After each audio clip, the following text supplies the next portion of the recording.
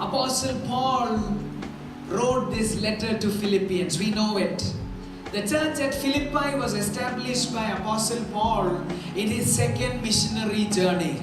He went on to 3 continents of the time: Europe, Asia, and then Africa. Thus, on his second missionary journey, he went to this place called Philippi.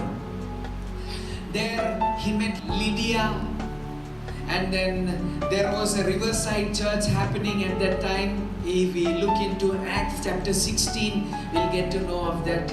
And there also happened a church in the prison.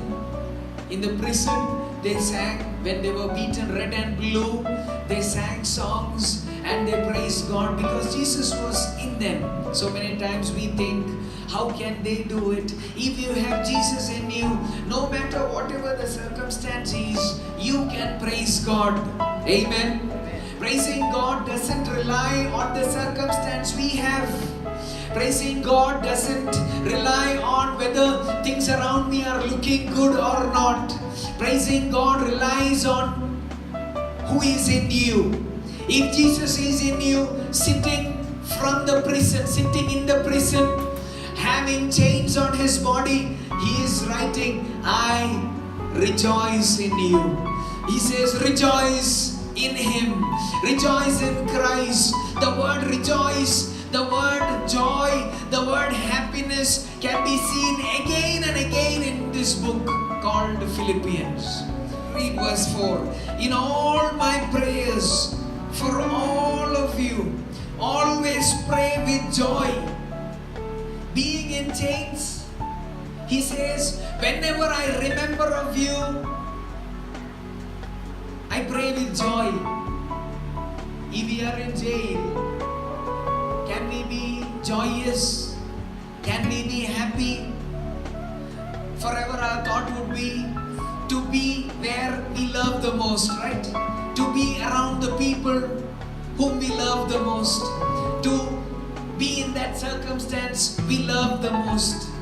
But understand, even when he is in chains, he says, I am happy for you. In chapter 2, verse 2, he says, make my joy complete.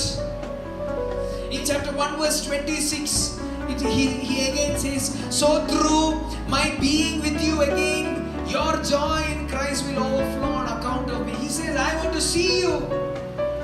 And then your joy should also overflow. This word, I can give you many instances again.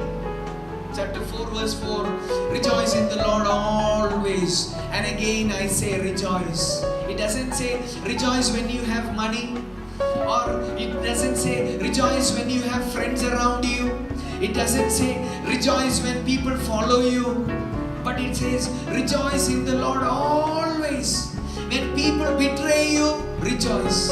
If people are around you, rejoice. If people say your name, or if they try to lift you up, rejoice. If they try to oppress you, if they try to trample you down, rejoice. Rejoice in the Lord always. Amen.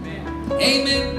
If you have Jesus in you, no circumstance can stop you from rejoicing. That is why Apostle Paul, sitting in the prison, he is able to write this word joy, rejoice, happiness again and again. Okay, so when he came to Philippi, he was beaten red and blue. But then, even then, he preached about this gospel of Jesus Christ. And then he went on from there because his ministry was of establishing churches. He established at one place and then he went on to the different place. From Philippi, he went on to Thessalonica and then Berea and other places. So as he went on, a different person took over that church. If we look into this epistle, we'll get to know that a different person is a pastor of that church. The pastor of the Philippian church is a man called Epaphroditus. Say Epaphroditus. Epaphroditus. Say it louder. Time had passed. Apostle Paul was taken from Jerusalem to Rome as a prisoner. So there was a time gap of 2 years when they didn't listen anything about Apostle Paul, because in those days there was no mobile phone, there was no telegram, so it was difficult to know the whereabouts of Apostle Paul. After a time of 2 years, they got to know that Apostle Paul was in chains in Rome. So they sent their pastor with some goodies, with whatever he needs. Epaphroditus, he came to Apostle Paul to serve him. But as time passed, we'll get to know that the person who came to take care of Apostle Paul, he fell ill. If we look into chapter 2 verses 25, it is written like this. Chapter 2 verse 25. But I think it is necessary to send back to you Epaphroditus, my brother, fellow worker, fellow soldier, who is also your messenger. That is why I called him as pastor, whom you sent to take care of my needs. I hope you are understanding. He was sent to take care of Apostle Paul's needs. He was sent to serve Apostle Paul when he was in prison. But this man who came to take care of a prisoner, he fell ill. If we look into the next verse, it says like this: for he longs for all of you and is distressed because you heard he was ill. Indeed, he was ill, verse 27, and almost died. But God had mercy on him, and not on him only, but also on me, to spare me sorrow upon sorrow. Already, Apostle Paul is in the prison. Now, this man came to take care of him. And the person who came to take care of him fell ill. Now it brings sorrow upon sorrow, right? He didn't just fall sick, but he was on the verge of death. He was on his deathbed. So, sorrow upon sorrow, pain upon pain. And at that time, Apostle Paul looked unto the Lord. The verses it says, indeed he was ill and almost died, verse 27. But God had mercy on him, not on him only, but also on me. Not on him just, but also on me too. That is the way how God worked in the life of Epaphroditus and Apostle Paul. And now he is sending him back. He wrote this letter, a thank you note.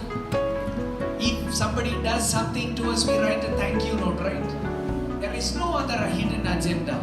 He's not asking more money so that this letter could be taken and they may give more money. Why am I saying that? In 4 verses 18, I have received full payment and even more. I am amply supplied now that I have received from Epaphroditus the gifts you sent. They are a fragrant offering and an acceptable sacrifice pleasing to God. So he's not writing with an hidden agenda, but he's writing a thank you note just to say thank you to them. Okay, this is the background of this